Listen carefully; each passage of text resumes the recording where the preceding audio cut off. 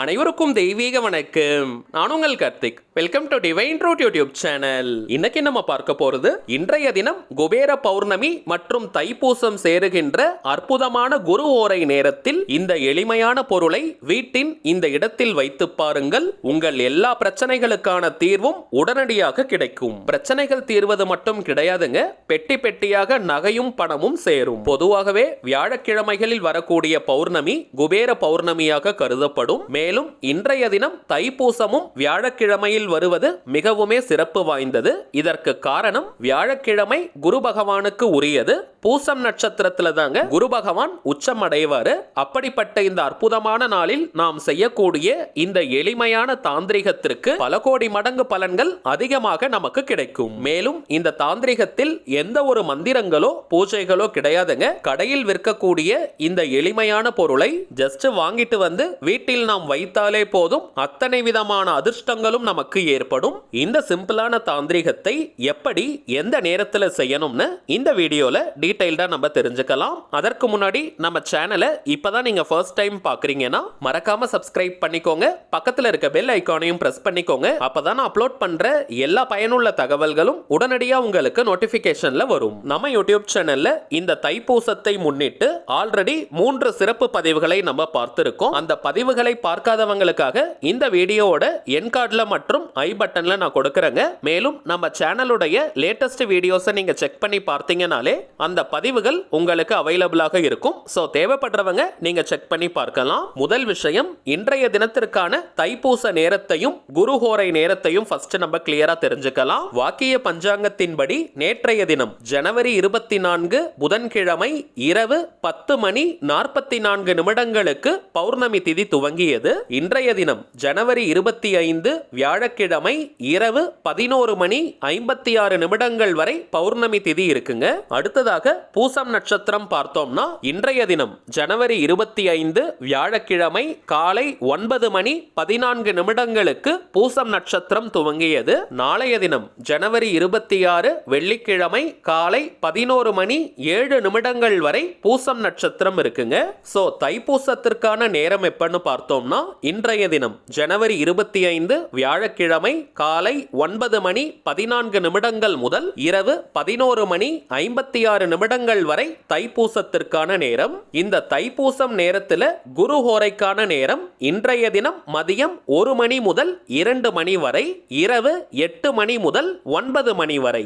இந்த 2 நேரம் தாங்க இன்றைய தினத்திற்கான குரு ஹோரை நேரம். இப்ப நம்ம பார்க்க போகும் தாந்திரிகத்தை இந்த நேரத்தில் செய்வது உச்சக்கட்ட பலனை நமக்கு கொடுக்கும். தவிர்க்கவே முடியாத காரணத்தினால இந்த நேரத்தை பயன்படுத்திக்க முடியாதவங்க இந்த வீடியோ பார்க்கிற இந்த நேரத்தில் இருந்து இரவு 11:56 வரை இருக்கும் அந்த இடைப்பட்ட நேரத்தில் எப்ப வேணாலும் இந்த தாந்திரிகத்தை நாம் செய்யலாம். இந்த தாந்திரிகம் செய்வதனால நம்முடைய பிரச்சனைகள் தீர்வது மட்டும் கிடையாதுங்க, கண் திருஷ்டி போன்ற அனைத்து எதிர்மறை ஆற்றல்களையும் நம் வீட்டிலிருந்து விரட்டி அடிக்கும். அதே போல இந்த தாந்திரிகத்தை வீட்டிற்கு மட்டும்தான் செய்யணும்னு கிடையாதுங்க, வியாபாரம் செய்யும் இடத்திலும் நீங்க வைக்கலாம். நாம் வாங்கி வைக்க வேண்டிய அந்த பொருள் என்னன்னு பார்த்தோம்னா மயில் இறகு தாங்க. மயில் பற்றி உங்க எல்லாருக்குமே தெரியும், தெய்வீகமான ஒரு தாந்திரிக பறவை. மயில் இறகிற்கு நிறைய மகத்துவங்கள் இருக்குங்க. நம்ம சேனல்லையே இதற்கு முன்னாடி 2 வீடியோஸ் அப்லோட் பண்ணியிருக்கோம். மயில் இறகு இருக்கும் இடத்துல எந்த விதமான எதிர்மறை ஆற்றல்களும் இருக்க முடியாதுங்க. ஃபுல் பாசிட்டிவான எனர்ஜியை கொடுக்கக்கூடியது இந்த மயில் இறகு. இந்த பூமியில் சில பொருட்களுக்கு மட்டும் தாங்க தோஷம் கிடையாது. அந்த வரிசையில மயிலிறகிற்கு முக்கியமான இடம் இருக்கு. தோஷம் இல்லாத பொருள் இந்த மயிலிறகு. சில பேர்லாம் பார்த்தோம்னா மயில் இறகிற்காக மயிலை வேட்டையாடுறாங்க. அப்படி வேட்டையாடி கிடைக்கக்கூடிய மயிலிறகு பாவத்தை தாங்க நம்ம சேர்க்கும். நிறைய வயல்வெளிகள்ல பார்த்தோம்னா இந்த மயில்கள் தானாகவே தன்னுடைய இறகுகளை உதிர்க்கும். தானாக உதிரக்கூடிய அந்த மயிலிறகை தாங்க நம்ம பயன்படுத்தணும். அல்லது கடைகள்ல மயிலிறகு விற்கிறாங்க, அதை நம்ம வாங்கிக்கலாம். நிறைய நாட்டு மருந்து கடைகள்ல இந்த மயிலிறகு கிடைக்குதுங்க, அதை நம்ம வாங்கி பயன்படுத்தலாம். குழந்தைகள் இருக்கக்கூடிய வீட்டில் கட்டாயமாக மயிலிறகு இருக்கணும். மயிலிறகை கடையிலிருந்து எந்த நேரத்தில் வேணாலும் நீங்க வாங்கலாம். ஆனால் அதை வீட்டில் நாம் வைக்க வேண்டிய நேரம் தாங்க குருஹோரை நேரமாக இருக்கணும். அதே போல ஒரே ஒரு மயிலிறகை நம்ம வாங்க கூடாதுங்க, குறைந்தபட்சம் 2 மயிலிறகை நம்ம வாங்கணும். சில பேருடைய வீடுகள்ல பார்த்தோம்னா எல்லா விதமான பிரச்சனைகளுமே இருக்கும். உறவு முறைகள்ல பிரச்சனை இருக்கும், பணம் தொடர்பான பிரச்சனைகள் இருக்கும், இருக்கும், திருமண தடை இருக்கும், குழந்தை பாக்கியத்துல தடை இருக்கும், தொழில் மற்றும் உத்தியோகத்திலையும் பிரச்சனை இருக்கும். இது போல சொல்ல முடியாத அளவிற்கு நிறைய பிரச்சனைகளை ஃபேஸ் பண்றவங்க 8 எண்ணிக்கையில மயிலிறகை நீங்க வாங்கிக்கோங்க. இந்த 8 மயிலிறகையும் ஒரு வெள்ளை நிற துணியால அல்லது வெள்ளை நிற நூலை வைத்து நீங்க அந்த மயிலிறகினுடைய அடிப்பகுதியில கட்டிக்கோங்க. இப்ப நம்ம டிஸ்பிளேல தெரிவதை போல முழுமையாக இருக்கக்கூடிய 8 மயிலிறகை நீங்க வாங்கிக்கணும். அதனுடைய அடிப்பகுதியில 8 மயிலிறகையும் சேர்த்து வெள்ளை நிற நூல் கொண்டு அதை நல்லா கட்டிக்கோங்க.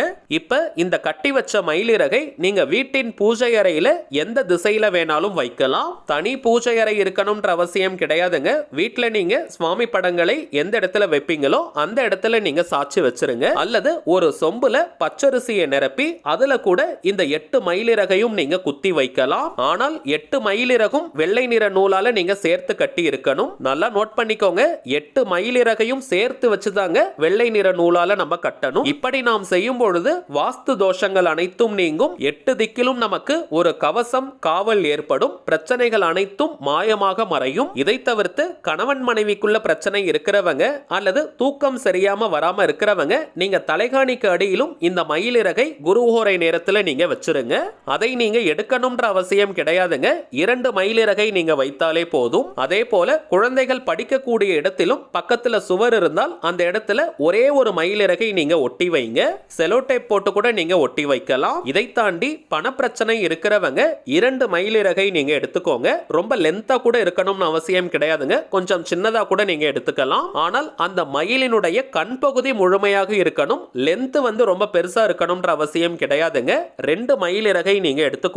வீட்டில் பணம் வைக்கக்கூடிய பீரோ, லாக்கர் அல்லது கல்லா பெட்டியில் நீங்க போட்டு வைக்கலாம். கடைகள் அல்லது தொழில் நீங்க செய்றீங்கன்னா அங்க இருக்கக்கூடிய கல்லா பெட்டியிலும் நீங்க வைக்கலாம். இதற்கு அடுத்தபடியாக நீங்க நகைக்காக தனியா ஒரு பாக்ஸ் வச்சிருக்கீங்கன்னா அதுலயும் 2 மயிலிறகை நம்ம போட்டு வைக்கலாம். நகைகள் மற்றும் பணம் இருக்கும் இடத்துல இது போல 2 மயிலிறகை நம்ம போட்டு வைத்தோம்னா நகையும் பணமும் அதிகப்படியாக நமக்கு சேரும். அதே போல ஜாதகத்தில் சனி தோஷம் இருக்கிறவங்க மற்றும் சனி திசை நடக்கிறவங்களும் 3 மயிலிறகை வாங்கி அதை மொத்தமாக சேர்த்து கருப்பு நிற துணி அல்லது கருப்பு நிற நூலால அதை கட்டி பூஜை அறையில எந்த மூலையில வேணாலும் நீங்க வைக்கலாம். சனி தோஷம் வெகுவாக குறையும். வீட்டின் நிலைவாசலுக்கு மேலேயும் நீங்க மயிலிறகை வைக்கலாம். சோ இப்ப நம்ம பார்த்ததை போல உங்களுக்கு வீட்டில் எந்தெந்த இடத்துல மயிலிறகை வைக்கணும்னு நினைக்கிறீங்களோ அதே போல நீங்க வச்சிருங்க. இன்றைய தினத்திலிருந்தே உங்களுக்கு நல்ல மாற்றங்கள் தெரிய ஆரம்பிக்கும். அதை கண்கூடாக பார்ப்பீங்க. கிருஷ்ண பரமாத்மாவின் தலைக்கு மேல் தலை கிரீடத்தில் இருக்கக்கூடியது மயிலிறகு. அதே போல முருகப்பெருமானின் வாகனமாக திகழக்கூடியது. மாமனுக்கும் மருமகனுக்கும் உரிய இந்த மயிலிறகை கட்டாயமாக இன்றைய தினம் நீங்க வாங்கி வைங்க. சரிங்க, அவ்வளவுதான் இந்த பதிவு. நிச்சயமா உங்களுக்கு பயனுள்ளதா இருந்திருக்கும்னு நினைக்கிறேன். மேலும் இந்த வீடியோ உங்களுக்கு பிடிச்சிருந்தா மறக்காம லைக் பண்ணுங்க. நம்ம சேனலையும் சப்ஸ்கிரைப் பண்ணிக்கோங்க. தேவைப்பட்டுச்சுன்னா உங்க ஃப்ரெண்ட்ஸ் அண்ட் ஃபேமிலிக்கும் இந்த வீடியோவை ஷேர் பண்ணுங்க. அடுத்ததா இன்னொரு முக்கியமான தலைப்போட நான் உங்களை சந்திக்கிறேன். என்றும் அன்புடன் கார்த்திக். நன்றி.